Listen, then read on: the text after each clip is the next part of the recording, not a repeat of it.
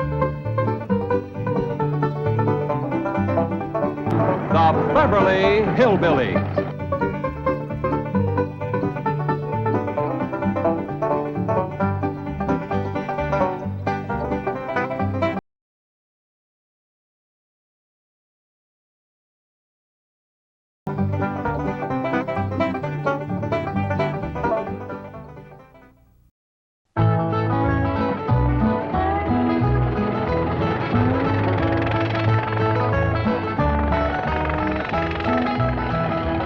Welcome. Howdy. Well, now, ain't that handy? That, Pa? Way the road takes a bend in here, runs right by the front door. No, Mr. Clampett, this is your driveway. It goes with the house. Is this thing a high? Oh, yes, indeed. It was built by John Barrymore, one of our finest actors. Pretty fair stonemason, too. Hey, Jed! This here is dandy soil. Fine, Granny. We'll commence plowing tomorrow. But this is Beverly Hills. Dirt is dirt. Yes, I know, but why don't we look around inside, eh?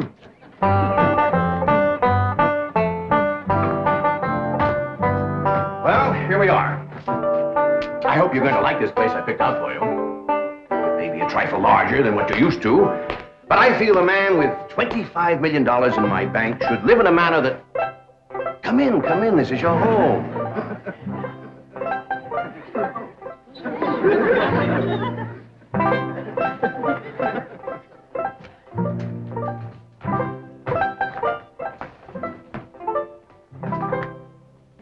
As I say, it may be a bit more than you're used to, but I'm sure you'll be comfortable. Now, my secretary will be over right away to help you with the hiring of servants or whatever problems you may have. She's a very efficient girl, Miss Hathaway. Jed? Jed? Jed? You and Jethro fetching my stove so I can get some victuals to cooking? Oh, you have a beautiful stove. Thank you. Fetch it in, Jed. You scare up some wood, Ellie. No, I mean you have a stove already installed in the kitchen. Where's that? I'll show you. Excuse us. Ellie, you go with Granny. She'll still need you to fetch some wood. Sure, Pa. Uncle Jed, guess what? There's a whole nother house up here. Jethro, come down from there. Like as not that belonged to somebody else. George. This is your kitchen.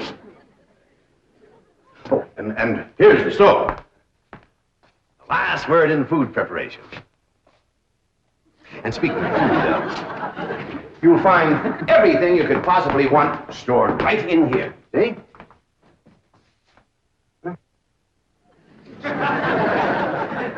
Well, I'll leave you ladies to your culinary delights. Au revoir, bon appetit. Talks gibberish. You seem to set a great deal of store in this here stove, Granny. Well, we'll see. Ellie, you run out and fetch some wood. I'll get a fire to going in here and we'll see.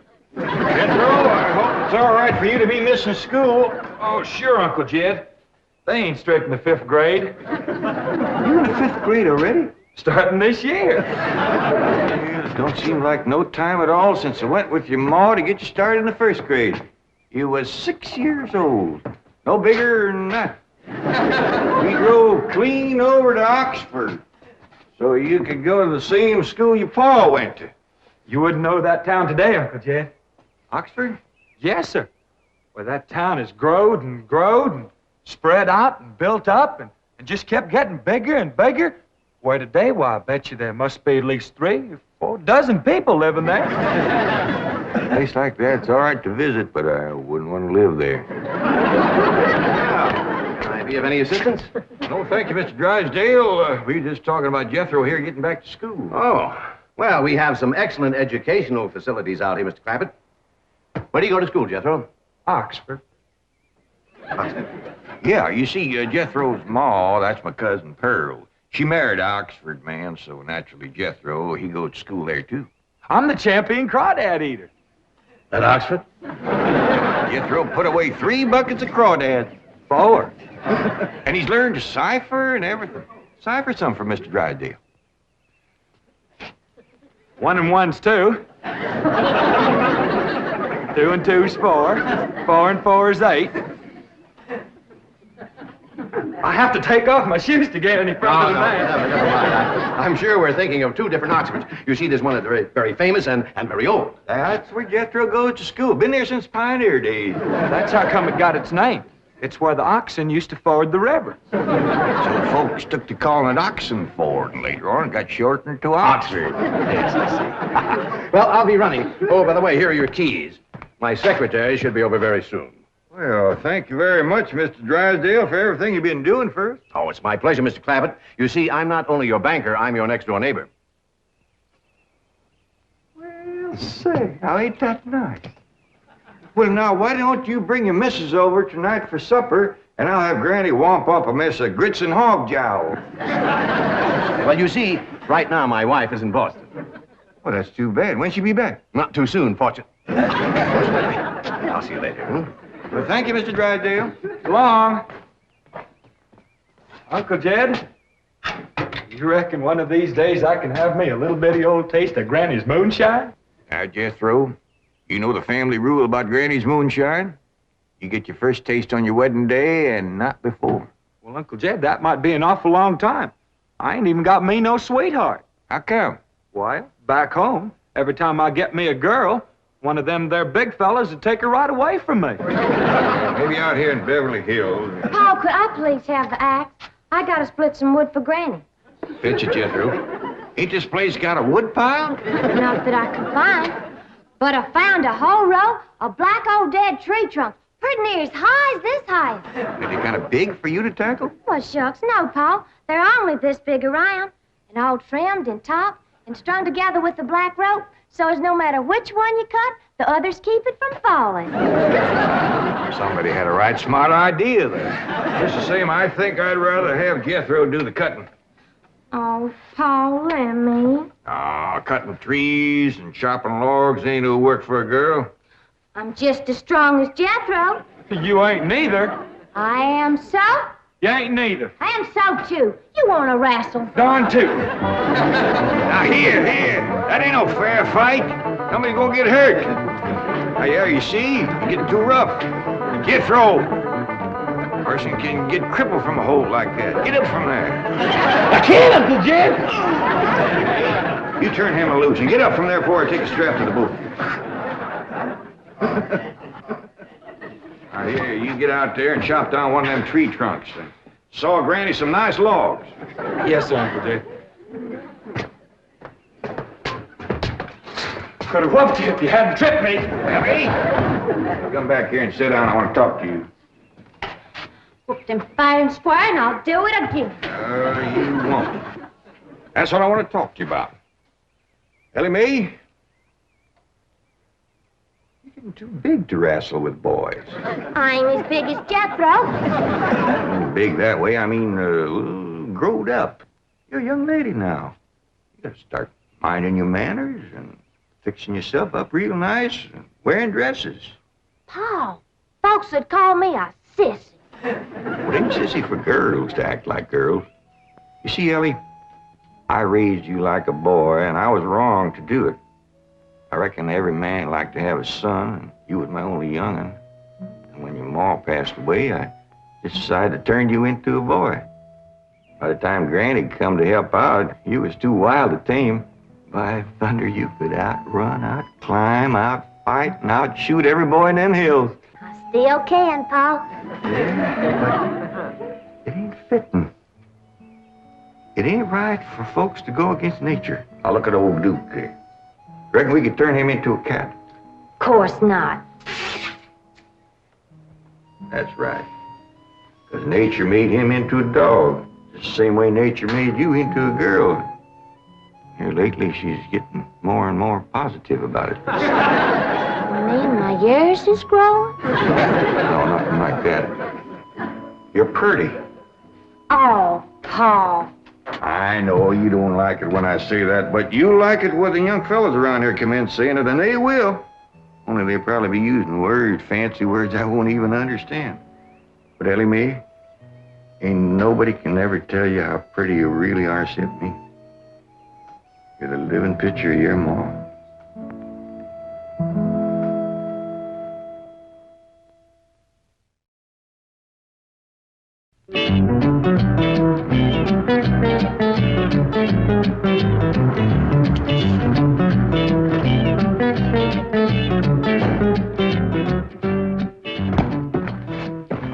You still here? I thought you were going up to the Clampett estate. I didn't think it prudent for us both to be absent simultaneously. In the event of crises... The only crises you have to worry about right now is keeping Mr. J.D. Clampett happy. Now get up there. Tell me, how did you like the flamingos?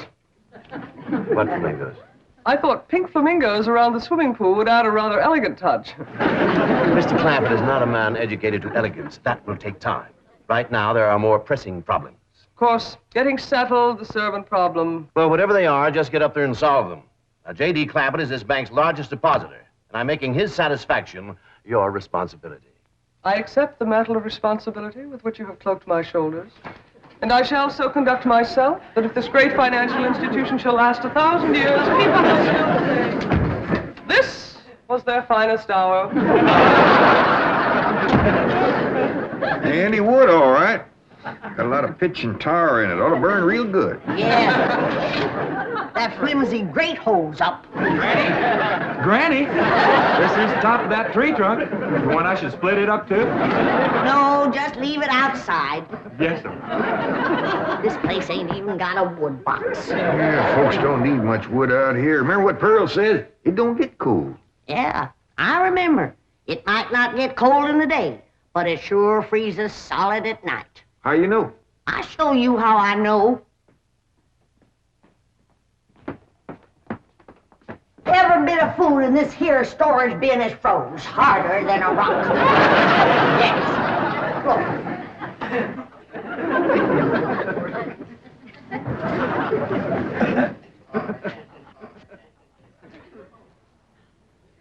Mighty thin-skinned hog.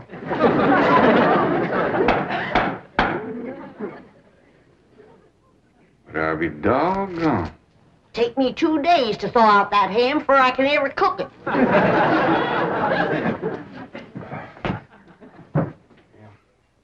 People ought to know better than store food up against the north wall. Tomorrow we'll dig us a root cellar and we put all this stuff in it. Jethro, go on out there and catch us a chicken. Okay, Uncle Jed. How you know we got chickens? Place this size is bound to have chickens. They ain't all froze today.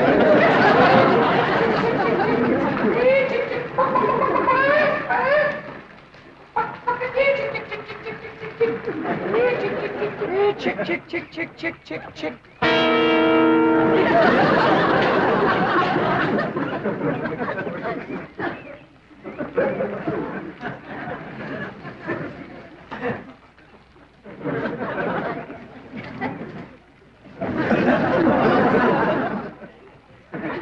I keep a chicken. Here's that bucket. You want it? You take it, Ellie. See if you can find a creek. I gotta have some water. You want a pump on this place? It ain't even got a well. Uncle Jed, Uncle Jed. Yeah, boy, did you find a chicken? I found something. I ain't sure if it's a chicken, a goose, a duck, or what. Where is it? I couldn't catch it. That thing can outrun a jackrabbit. There ain't no goose or duck. Must be a chicken. If it is, I was right about things growing bigger out here. That thing was this high. Chicken? Ah, Jethro. Honest, it's got legs this long. Gibby's on the drumstick. Drumstick ain't much. Whoever gets that neck is eating from now on. Commences here and runs plumb up to here. Jethro? You ain't forgot what I said about Granny's jug of liquor. I ain't been at Granny's jug. You have your in for it. Honest, cross my heart. Where'd you see this chicken? Down by the cement pond. Cement pond. Uncle Jed, that pond is the fanciest thing you ever did see. Why, they are steps, so's the cattle can walk right down into it and get a drink. And up at one end, there's a lady standing there made out of rock. And she's a pouring water out of a jar right into that cement pond. Oh. Well, that's how come that big old pink chicken to get away from me. Flew right over the top of that there rock lady, landed in that pond, and swam like an otter. Just flapping them big old pink wings and hollering. What color did you say that chicken was? It's pink. Ain't I told you that stuff would stunt your growth? Miss Granny, I didn't touch a drop. You and me is going to the woodshed. Jethro, you swear to be telling the truth? So help me, Jefferson Davis. You take your hat off when you speak of the president. He ain't president no more. I'll have no Yankee talk in my kitchen. Now, Jethro, you and me is going back out there and corner that chicken. Granny, you get your fire to going. Ellie Mae, you sweep up out front and keep your eyes open for that Miss Hathaway. I'm counting on her to take you in hand and get you in the right kind of clothes. Come on. Chicken.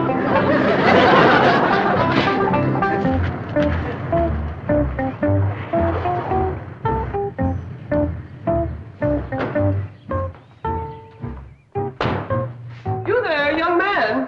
I ain't a young man, but I sure do thank you for thinking so. Good heavens, you're a girl. Yeah. I'm Jane Hathaway, executive secretary to Mr. Drysdale. And you, I take it, are a domestic of some sort? Cleaning girl, housemaid? Just what are your duties with Mr. Clampett? Well, he sent me out here to sweep up. But he said you'd take me in hand and get me in the right kind of clothes and everything. Indeed, I shall. We have a complete servant's wardrobe from chef to chauffeur. Come with me. What in the name of Thomas Chippendale is this? Has Mr. Clampett seen this disgraceful and unsightly mound of debris? Oh, yes, ma'am. This is all his. Oh, what charming antiques. Just like you said, Jethro, a rock lady pouring water into a cement pond. Yes, sir. And over there's where I seen that great big pink chicken. Only thing is, it don't sound like a chicken. It makes a kind of hollering noise.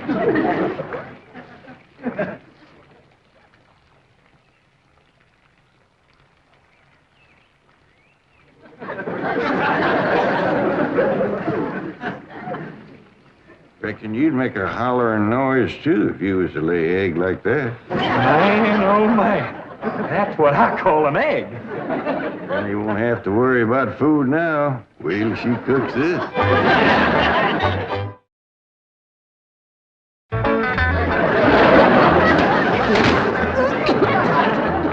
That blame city stove don't draw worth nothing. Hey, Granny, look at this egg. What's all the smoke? Stove don't work. Probably just a stuffed-up flue. Ain't got a flue, ain't even got a stovepipe. Well, I'll get the shovel and a hoe and rake it out of there. Here, you keep this egg.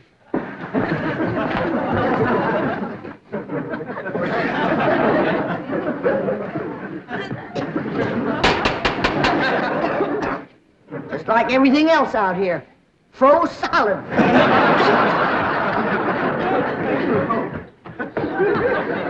Really, my dear, you look quite charming. Well, I feel like a dead blamed fool. Oh. Just a moment. Yes, out now. I'll be right back. Oh, that was my Pa. I take it he's a gardener. Oh, yes, ma'am. Pa just can't wait to commence gardening. Apparently. However, as though I admire his enthusiasm, I must forbid him access through the main entrance. Now, tell me about the rest of the staff. Is there a chauffeur? A what? Someone who does the driving. Oh, yes, ma'am. That's Jethro. Of course, I don't reckon he can stay around very long. He's got to get back to Oxford and go to school. Oxford? He attends Oxford University? Well, he just calls it school. Pa went to school there, too. Oh, yes. Old school time. Great pride, those Oxford men. Sorry I couldn't stop before. Granny was having trouble in the kitchen. Pa, do I have to wear this here stuff that Miss Hathaway... No, there can be no appeal from Mr. Clampett's orders. Thank you, ma'am. Glad to see you taking the firm hand. Ellie Mae, that's right pretty. Makes you look taller. She's got me walking on pegs. We'll run in and show Granny. And get rid of those old clothes, dear. Granny, I presume, is the cook. Yes, ma'am, but she ain't too happy about it right now. I shall deal with her directly. Now, let's see. Maid, gardener, cook, chauffeur. Oh, I understand Jethro is an Oxford man. You bet he is. I'm quite anxious to meet him. Don't blame you. Fine-looking young feller. Single, too. And he's on the lookout for a girl. I am only interested in the intellectual rapport which I would naturally have with an Oxford man. I presume you went to Eton as a boy. If I know Jethro, he went to Eton the minute he was born. Yes, of course. I suppose his father matriculated him. I kind of think maybe it was his ma. Oh, well, no matter. At any rate, he's an Eton man. That he is. Matter of fact, Jethro won the Eton championship. How marvelous. What was he champion of? Eton. Yes, I know. But what was it? Cricket? Oh, no, it was crawdad. I don't think even Jethro would eat crickets. I was referring to the game of cricket. Jed, where's the axe? I'll bet you, Granny. You talk to Miss Hathaway. And just why does Cook need an axe? I've hit this with everything I could lay a hand to. I even whopped it with an iron skillet. You are supposed to hit it with a croquet mallet. All right, where is it? I don't think I'll tell you. There is a time for work and a time for play. Now then, what are we cooking for Mr. Clampett? Well, I don't know what you're cooking him, but if he wants any victuals from me, somebody better shoot a possum. Possum? You got a better idea? But of course, a nice big fluffy souffle. All right. You shoot it and you skin it. You don't even know what a souffle is. What kind of a cook are you? I'm a cook with a stove that don't draw, food that's froze solid, chickens that can't be caught, eggs that can't be broke, and a smart alecky city woman telling me my business. That's what kind of a cook I am. Mind your tongue, little woman. I can have your job. You sure can, and the sooner the better. Jethro's coming, and just wait till you see what he's got. Thank heaven. Now I can have an intelligent conversation. Look, Granny, I got that big chicken. I hope it ain't as tough as its egg. That is a flamingo. Oh, no, ma'am. That's my nephew, Jethro. Jethro, say hello to Miss Hathaway. Howdy, ma'am. This the big dangest chicken you ever did see. You go to school at Oxford? Yes, ma'am. I'm in the 5th grade. Stop dragging and wring that chicken's neck. Ellie Mae! No, stop, you barbarians. Don't harm one feather of that beautiful bird. I've taken just about as much as I'm going to take from you. Yeah, Granny. Ellie, you get the fire going under the big kettle outdoors. Young lady, where is your maid's uniform? I ain't going to work. Oh, yes, you are. No, I ain't. Oh, yes, you are, if I must subdue you forcefully. I wouldn't try that. Tried to tell you. I'll set on her, Ellie. You get the fire to go. Now, here, Granny. Come on, let her up. Get off of it. You are discharged. All of you. Sacked. Fired. You are the most incompetent, insubordinate, belligerent group of domestics it has ever been my misfortune. Hathaway! Ah, Chief. You're just in time to help me take disciplinary action. You're fired. I've already told them. Not them, you. These people are the Clampetts. Clampett? Yes, that's right. Now go back to the office and pick up your severance pay. You are through. Now, Mr. Drysdale, hold on a spell. I reckon there's been a kind of a misunderstanding. But this little lady's been a right big help to us. Why, she fit in just like one of the family. Matter of fact, her and me is going out hunting. Ain't that right, Miss Hathaway? Yes, and... Yeah. Jethro, you can take that pink chicken back out to the cement pond. We're going out to shoot us a nice, big, fluffy souffle.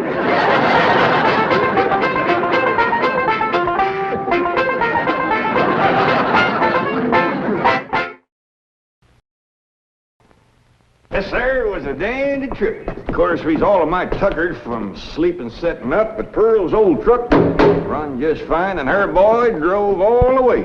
Winston? No, Jethro. Jethro Bodine. That's that big, tall, good-looking... No, fella. Mr. Clampett, I meant, would you like a Winston cigarette? I don't know as I've ever seen one of them before. Oh, try one.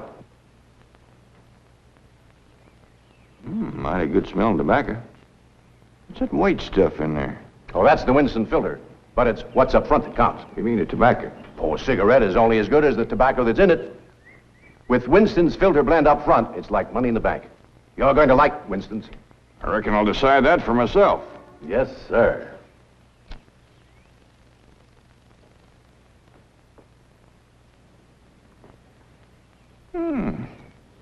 I like it. This here Winston tastes good. Like a cigarette should. The Beverly Hillbillies has been presented by Winston. We hope you enjoyed it, and we hope you'll try Winston, because Winston tastes good, like a cigarette should.